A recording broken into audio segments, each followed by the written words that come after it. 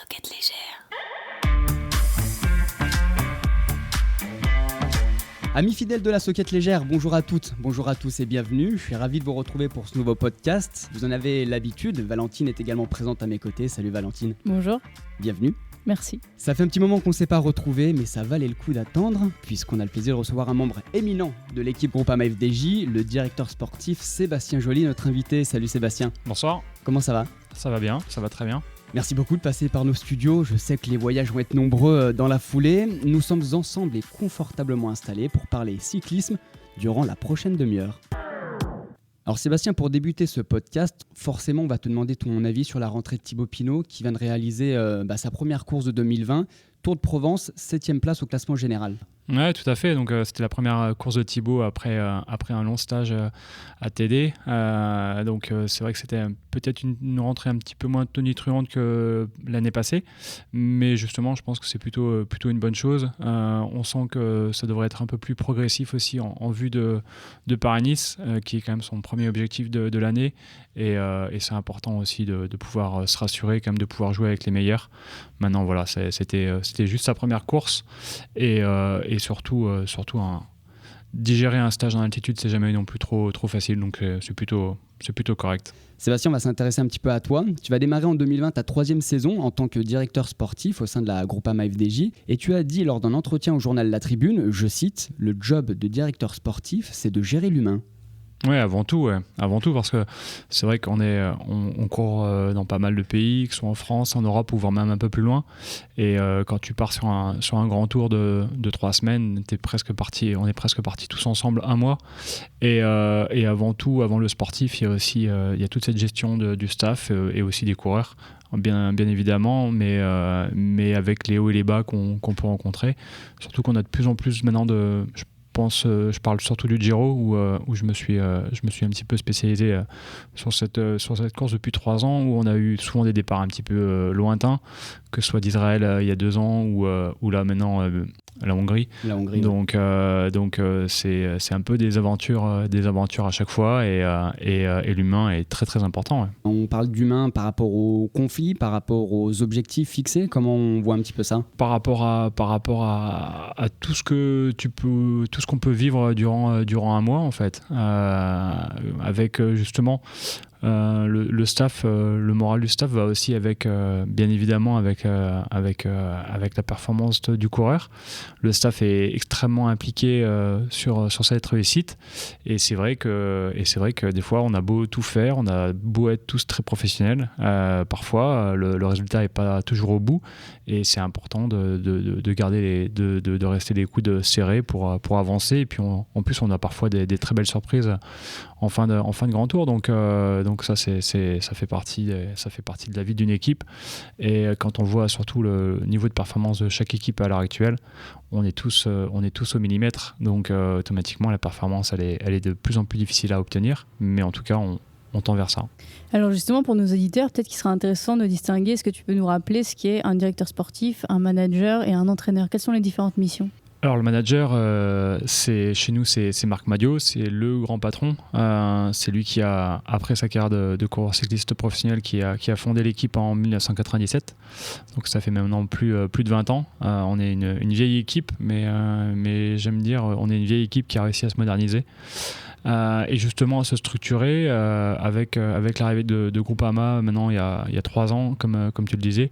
On s'est organisé par pôle. Donc il y a le pôle sport avec les directeurs sportifs, le pôle performance avec les entraîneurs, le pôle financier et administratif avec la gestion du service course, le pôle médical avec toute la gestion des médecins. Ils sont plusieurs avec un responsable aussi, les kinés derrière. Donc tout ça fait partie de l'organisation générale de l'équipe. Et le directeur sportif lui est plus sur la course. Il organise en premier lieu la convocation avec les assistants justement du pôle administratif qui sont basés au service course, et l'entraîneur lui est plus sur la préparation du coureur pour l'amener justement en course dans les meilleures conditions. Et une fois qu'on est sur les courses, les entraîneurs viennent nous rejoindre quand c'est un petit peu technique, avec un contre-la-montre par exemple. Et ensuite, le directeur sportif, lui, gère tout ce qui est stratégie, logistique en course, et le manager chapeaute un petit peu tout ça. Et justement, alors après la saison 2019 qu'on a tous bien en mémoire, comment on fait pour tirer le bilan de ces expériences et comment on travaille dessus pour 2020 ? Il y a eu des très belles choses. Il y a eu des très belles choses réalisées par l'équipe avec plusieurs victoires, dont des très belles. Une victoire d'étape sur le Giro avec Arnaud au sprint, qui l'a rassuré, c'était important. Avec un très grand Tour de France aussi de la part de Thibaut, avec la même chose. Victoire d'étape au Tourmalet, et puis cette blessure qui est intervenue, et surtout ces ambitions un petit peu découvertes sur mieux qu'un bon classement général. On va pas se voler la face. C'est vrai que maintenant, je pense qu'il est conscient d'être capable de faire de très grandes choses, et ça a été un élément déclencheur, je pense. Donc après, il y a eu aussi une grosse pression médiatique avec cet événement. C'est des choses qu'il avait un petit peu plus de mal à gérer par le passé, mais maintenant il les gère très bien et beaucoup mieux, et ça c'est aussi une preuve de maturité. Et donc avec tout ça, avec ces hauts, ces bas, on a cet hiver, on s'est tous posés, et puis on a réfléchi aux grandes lignes et réfléchi justement pour qu'on puisse tirer le meilleur de cette équipe avec des orientations.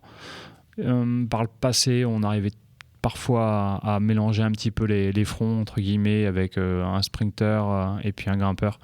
Maintenant, on le voit de plus en plus, c'est quasiment impossible. Mis à part une ou deux équipes qui arrivent, toutes les autres sont focalisées soit sur le classement général, la montagne, ou sur les sprints. Donc nous, on a décidé d'orienter plutôt Arnaud sur un programme italien avec un départ, une première course à UAE dans les prochains jours, Tirreno Adriatico et le Giro en point d'orgue, avec aussi sans doute une Vuelta en fin d'année. Et pour Thibaut, c'est une nouveauté.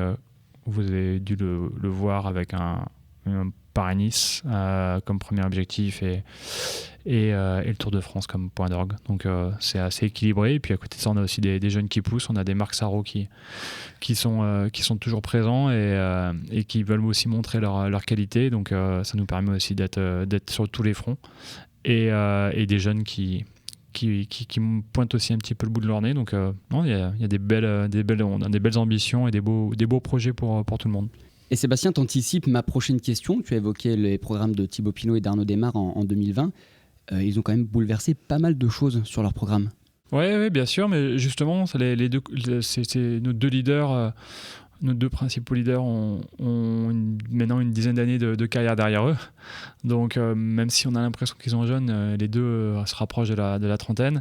Et c'est important aussi parfois de changer aussi un petit peu de casser le modèle, parce que là, dans le sport, on rentre souvent un petit peu dans une routine, dans une monotonie. Et que ce soit Thibaut ou Arnaud, les deux avaient envie de modifier des choses. Arnaud sera beaucoup moins présent sur les classiques cette année, beaucoup plus justement sur des courses comme des courses World Tour comme UAE. Et à contrario, Marc Sarro rentrera aussi un peu plus sur les classiques. Donc on essaie justement de trouver ce juste équilibre. On est un peu dans une première année qu'on ne peut pas appeler expérimentale, mais voilà, c'est une première année où on va essayer de modifier un petit peu toutes ces petites choses. On affinera sans doute par le futur, mais en tout cas ça c'est intéressant, et puis ça nous permet d'être compétitifs, comme on le disait tout à l'heure, sur tous les fronts, et puis sur une grande partie du calendrier en termes de timing, et ça c'est important. On est en 2020, et en 2020 on a les Jeux Olympiques. Est-ce que quand on est cycliste et quand on gère une équipe de vélo, une année olympique est toujours un peu particulière pour programmer la saison de ces coureurs ?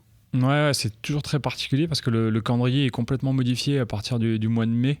Tout est un petit peu plus densifié et rapproché. Donc déjà, ça modifie ça modifie aussi beaucoup le mois de juillet, dans le sens où quand les Jeux Olympiques ne se déroulent pas, le Tour de Pologne habituellement est au mois d'août, alors que là il passe au mois de juillet. Enfin voilà, ça chamboule un petit peu tout ça. Et donc aussi nos programmes d'entraînement, et nos programmes de course. Et surtout là, les JO, c'est tout simple, c'est pour ceux qui auront le bonheur d'y participer. C'est le soir des Champs-Élysées, ils montent dans l'avion et ils vont direct au Japon. Donc ça c'est quand même un petit peu inhabituel, mais voilà, tous y sont préparés, et on sent que même l'équipe de France a bien anticipé ce genre de détails techniques. Ouais. Est-ce qu'un coureur qui va briller sur le Tour va pouvoir briller à Tokyo ? Ouais, ça paraît être la meilleure préparation quand même. De toute façon, tous les prétendants au titre quasiment passeront, je pense, en tout cas une grande partie. Mis à part peut-être plus les Classic Man, certains vont peut-être plus axer sur... les Classic Man, tout est relatif, de toute façon c'est dur. Donc, mais les coureurs vraiment spécialisés en course d'un jour pourraient peut-être passer par la Pologne. Mais j'y crois pas trop. Tour de France, passage obligé. Ouais, ça paraît être le passage obligé quand même, en tout cas des grands champions, ouais. Précédemment, tu parlais un petit peu des jeunes, et il y a un jeune chez Groupama FDJ qui s'est particulièrement illustré, c'est Alexis Brunel, notamment à l'Étoile de Bessèges. Qu'est-ce qu'on peut attendre de lui cette année ? C'était déjà un grand espoir avant d'arriver dans notre équipe réserve la Conti. Il avait été plusieurs fois champion de France de chrono, champion d'Europe aussi. Et c'est vrai que dans notre équipe réserve, il avait démontré des belles qualités. Il avait été stagiaire avec nous sur le Tour du Limousin, entre autres.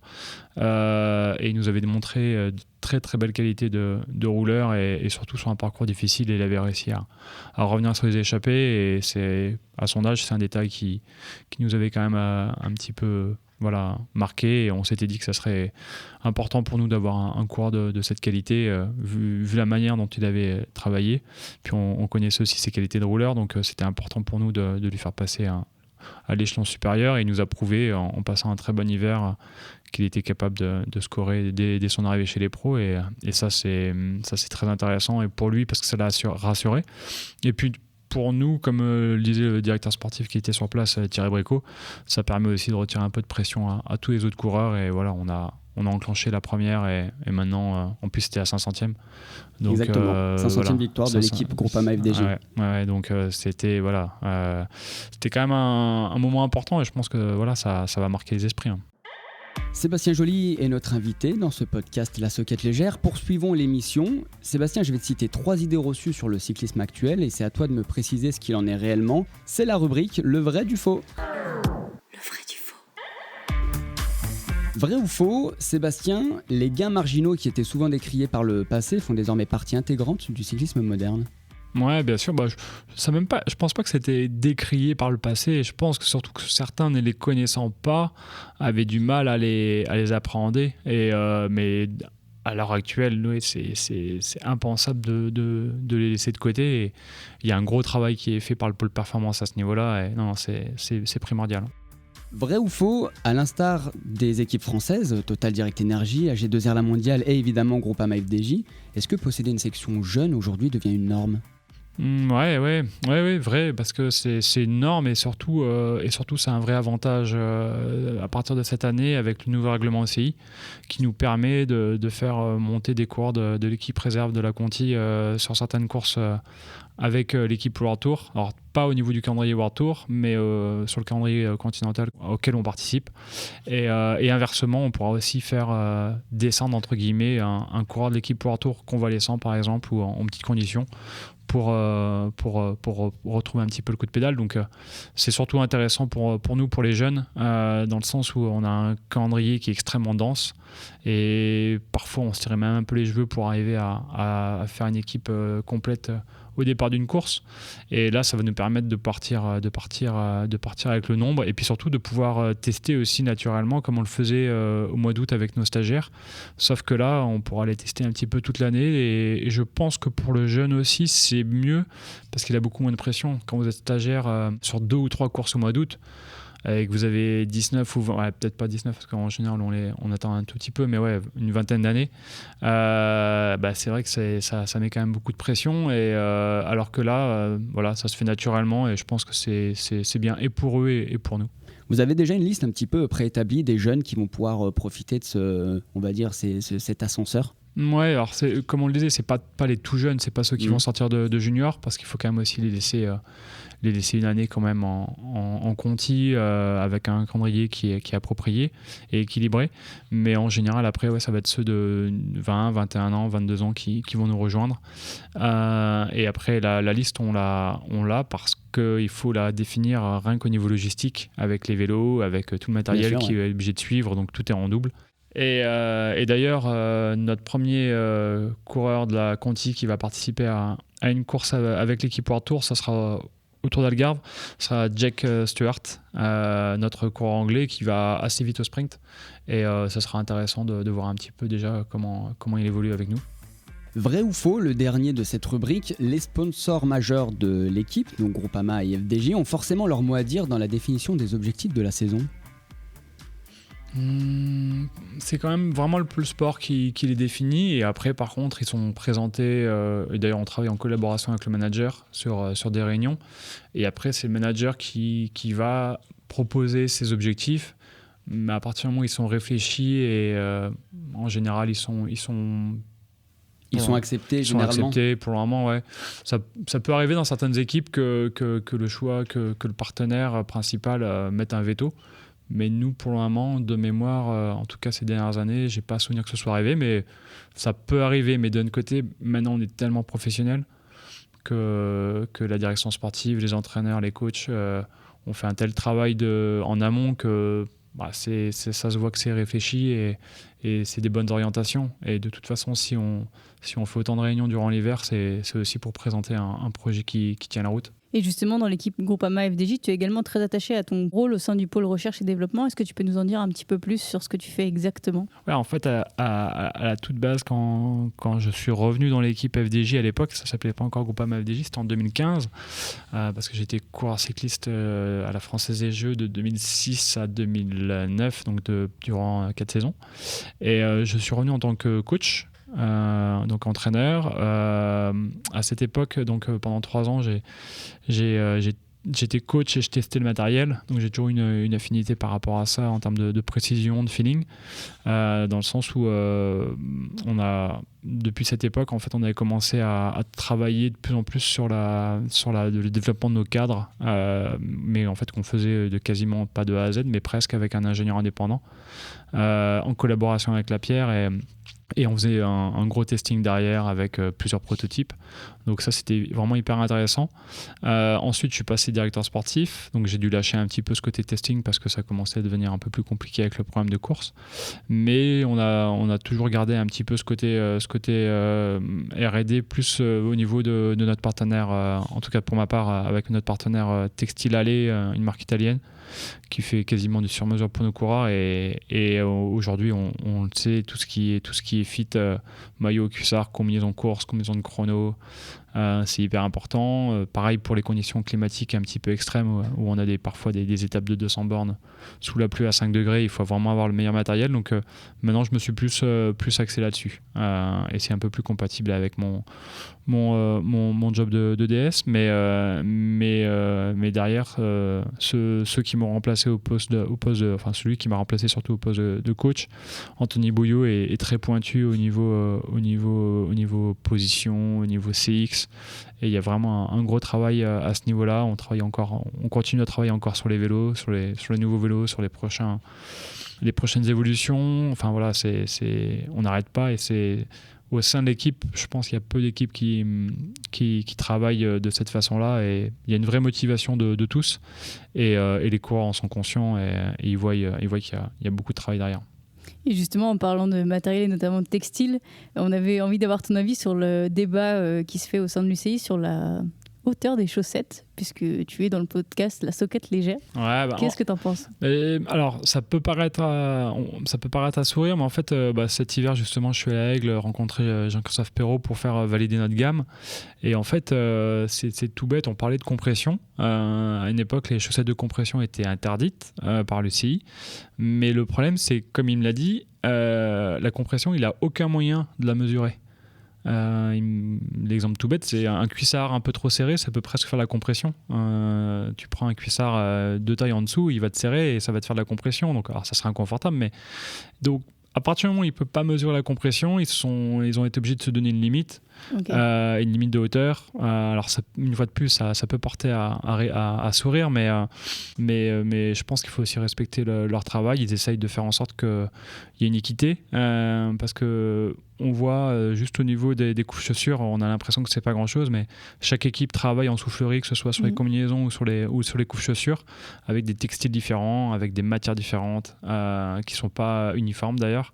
Donc la hauteur est quand même importante. Et puis surtout, ça évite une chose, ça évite de se retrouver avec des mecs, avec des coureurs qui ont des chaussettes de footballeurs et qui arrivent en dessous des genoux, quoi. Oui. Et je pense qu'esthétiquement, ça casserait aussi un tout petit peu notre image. Donc voilà. Après, ce qui est un petit peu déplorable, c'est quand on voit certains qui vont trichoter, on va dire, et qui vont passer le contrôle à la mesure, et puis ils partent de la rampe de lancement, et puis les remontent, c'est un peu dommage. Mais... Oui. Tu fais référence à Remco Evenepoel, non ? Je fais référence à personne, il y en a plein qui... à tout le monde et personne, quoi. Il y en a... Il y a une règle, on la respecte. Il y a une règle, on essaie de la respecter, quoi. C'est tout. Nous sommes toujours dans le podcast La Soquette Légère avec Sébastien Joly, le directeur sportif de la Groupama FDJ, un des directeurs sportifs de la Groupama FDJ. Et c'est le moment d'en savoir un petit peu plus sur toi et ta personnalité. Sébastien, quelle est la chose la plus folle que tu aies faite dans ta vie ? Je pense me concentrer autant sur ma carrière de coureur cycliste. Jeune, j'étais extrêmement passionné et je voulais absolument passer coureur pro. J'y suis arrivé et c'est vrai que quand tu es coureur, ta vie tourne autour de ça. Après, de choses vraiment folles, non, je pense que je suis assez pondéré comme garçon. Donc, une carrière cycliste, c'est déjà assez fou. Ouais, c'est déjà assez fou. Quand tu descends d'école à plus de 100 km/h, il faut déjà être un peu barjot, je pense. Exactement, ouais. Donc on va dire que c'est assez fou. Ouais. Et à l'opposé, quelle est ta plus grande déception ? La plus grande déception, c'est l'arrivée de la dernière étape du Dauphiné à Grenoble en 2007. J'étais quasiment à domicile parce que j'ai un syndrome. Et on était échappés, je me fais un tout petit peu décrocher dans le dernier col. 2 coureurs partent à l'avant, Steph Clément et puis un Américain de Garmin. Moi j'étais derrière avec un groupe de contre. J'arrive à les lâcher dans la descente, sans même attaquer, sans rien. Je les lâche en faisant une descente de ouf. Je reviens sur les 2 de devant et là j'ai un peu perdu mes moyens et je sais pas pourquoi, j'attaque au kilomètre, ils me reviennent dessus et je me fais battre et je fais 3e alors que je pense que ce jour-là j'avais les capacité de pouvoir gagner, mais voilà, c'est une grande déception parce que c'était en plus le Dauphiné, c'est une course qui me tient extrêmement à cœur. C'était le dernier vrai Dauphiné en plus qui était organisé par le Dauphiné Libéré, course quand j'étais jeune qui me passionnait et c'était une rare course que ma mère a accepté que j'aille et je loupe l'école. Enfin, je pense que ça c'est la chose la plus folle que ma mère ait fait. et donc voilà, ça c'est ma plus grande déception sportive. Ouais. Et est-ce que tu peux nous dire de quand date ton dernier fou rire ? Là comme ça de tête, je pourrais pas vous dire. En général, je suis d'humeur égale, donc je suis plutôt de bonne humeur en général et assez souriant. Donc ouais, pas de vrais souvenirs pour le moment. Pas de date. Pas de date. Sébastien, lorsque le vélo est rangé, qu'est-ce que tu fais comme activité ?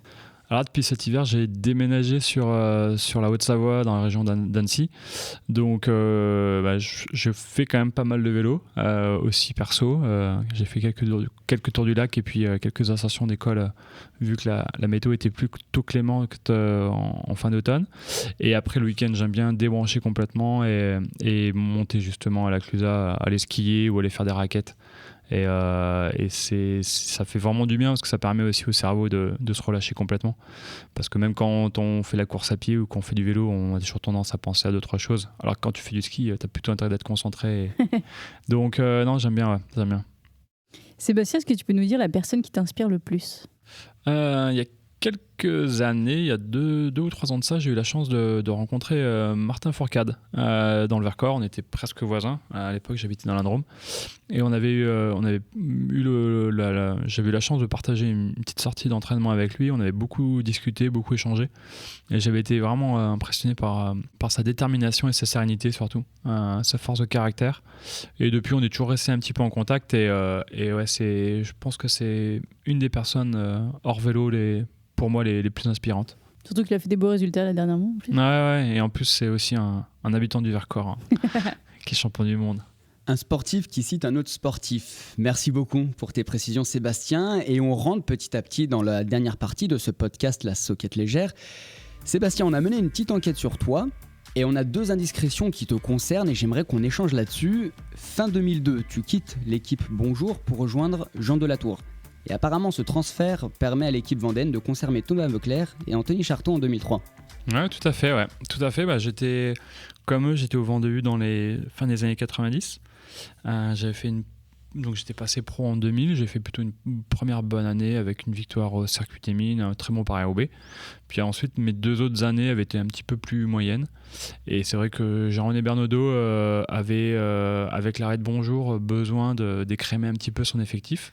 Et même si c'est jamais facile pour lui de se séparer d'un jeune, il n'avait pas vraiment le choix. Et donc, il m'avait demandé de me tourner vers l'équipe lyonnaise qui était pas très loin de chez moi. Et naturellement, je suis allé là-bas. Et de toute façon, ça a été un mal pour un bien, dans le sens où ça m'a permis de me relancer. Je pense que je m'étais déjà jeune, un petit peu endormi. Et sans ça, je pense que ma carrière n'aurait pas été aussi longue et peut-être pas aussi belle. Donc je peux que l'en remercier, et d'autant plus que quelques années plus tard, une fois que j'ai arrêté ma carrière, Thomas d'ailleurs et Jean-René m'avaient recontacté pour venir chez eux en tant que directeur sportif. Donc il y a des cycles comme ça qui doivent se faire, et ces deux moments-là restent des bons souvenirs, et je reste toujours très attaché à cette équipe. J'ai encore de très bons amis là-bas, que ce soit dans le staff ou dans les coureurs, même si maintenant il y a de moins en moins de coureurs de ma génération. Il n'y en a plus maintenant, je crois. Plus beaucoup avec qui je courais. Un des derniers devait être Johan Gen, qui vient de s'arrêter. Mais voilà, donc avec le staff et tout, quand on se voit sur les courses, on se croise et on est toujours de très proches. Donc voilà. Ça fait partie de la vie du cycliste. En plus, ce qui est drôle, c'est que Thomas Voeckler, dès 2003, a commencé à avoir des très bons résultats, notamment autour du Luxembourg, etc. Donc ça a été vraiment un moment charnière, quoi. Pour lui, c'était une année très importante aussi. Et puis, on se rappelle après qu'en 2004, il avait décroché le maillot jaune pendant une dizaine de jours. Donc, c'est quelque chose de particulier, parce qu'en plus, Thomas, on était à l'école ensemble à La Roche-sur-Yon. Et ouais, non, c'est particulier. Hein. Deuxième indiscrétion, en 2007, on se rappelle tous que tu fais 3e du prologue de Paris-Nice, et apparemment tu as fait la reconnaissance en VTT. Ah non, pas du tout. Ah non, je faisais du VTT pour me préparer physiquement. Ouais. Tu faisais du VTT pour te préparer physiquement, d'accord. Ouais. Et c'était assez décrié, est-ce que des fois il y a un petit peu le monde du cyclisme sur route et le VTT où on aime bien se taquiner, quoi. Mais oui, c'est vrai. C'est vrai qu'à l'époque ça pouvait paraître un petit peu surprenant de faire du VTT en préparation, dans le sens où on était encore dans les années 2000 et on était quand même très focalisé sur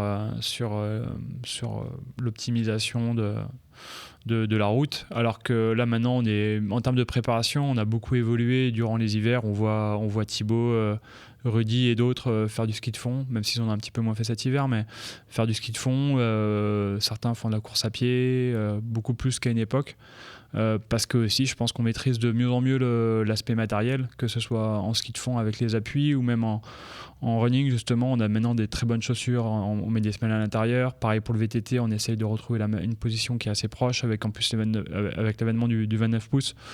La position, elle ne diffère pas énormément, donc après il faut être un minimum prudent, c'est comme tout, mais en tout cas moi je sais que le VTT à l'époque faisait partie de ma préparation régulièrement, et j'adorais ça, et surtout ça me permettait physiquement de travailler différemment et techniquement de prendre énormément de plaisir. Et bon, moi, ton explication est très claire, et moi, je vais faire le point avec la personne qui me fournit les indiscrétions. Sébastien Joly, merci beaucoup d'avoir fait le détour par nos studios ici à Paris. C'est toujours intéressant et très constructif d'échanger avec toi, et je pense également que les auditeurs et auditrices auront appris à mieux te connaître et du coup à mieux appréhender la saison de la Groupama FDJ qui a déjà commencé, qui va se poursuivre. Évidemment, c'est le rituel dans cette émission, impossible de se quitter sans la fameuse rubrique « Tu préfères ». Tu préfères. Alors le principe est simple, une réponse et pas d'argumentaire. Tu préfères stabiloter les cartes ou naviguer sur Google Maps ? Naviguer sur Google Maps. Tu préfères les courses à étapes ou les courses d'un jour ? Les courses à étapes. Tu préfères un titre olympique ou un titre mondial ? Titre mondial. Tu préfères une course aux Émirats ou bien une course en Chine ? En Italie. Ah, c'était pas dans la note, ça. Et enfin, tu préfères grimper le Ventoux ou l'Angliru en Espagne ? Parfait. Parfait, merci Sébastien, bon courage pour cette saison qui s'annonce ma foi palpitante. Au passage, un petit coucou à Philippe Mauduit qu'on apprécie beaucoup ici. La prochaine course pour toi, le Tour des Émirats, c'est ça dans quelques jours ? Ouais, c'est ça, ouais. On part jeudi matin à Dubaï pour le UAE Tour avec une équipe composée autour d'Arnaud pour les sprints. Et il va scorer évidemment. Avec son train, en tout cas c'est le but. Scorer. Il rentre de stage lui aussi de Sierra Nevada, Ouais. et aussi avec l'objectif pour David Gaudu de faire comme l'année dernière un bon classement général. Et il sera épaulé par ça avec Bruno Armirail, mais aussi l'équipe d'Arnaud qui sera autour de lui sur les étapes de plat et puis pour l'emmener bien placé au pied des ascensions. Et très rapidement, on l'évoquait là du coup avant de prendre l'enregistrement de ce podcast, la logistique pour partir aux Émirats, très rapidement comment ça se passe ? Ouais, c'est vrai que c'est un petit peu particulier. Les courses habituelles, on part avec camion atelier, camion cuisine, le bus, les voitures. Là, c'est complètement différent. On part quasiment, le gros du noyau part de Charles de Gaulle en avion et on se doit de tout préparer en amont, comme pour l'Australie, comme pour le Canada.